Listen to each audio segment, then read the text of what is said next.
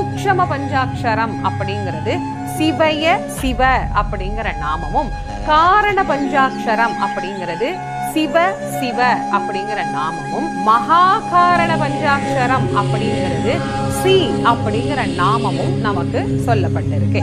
சரிங்க, இந்த 5ல எதை சொன்னா நல்லது?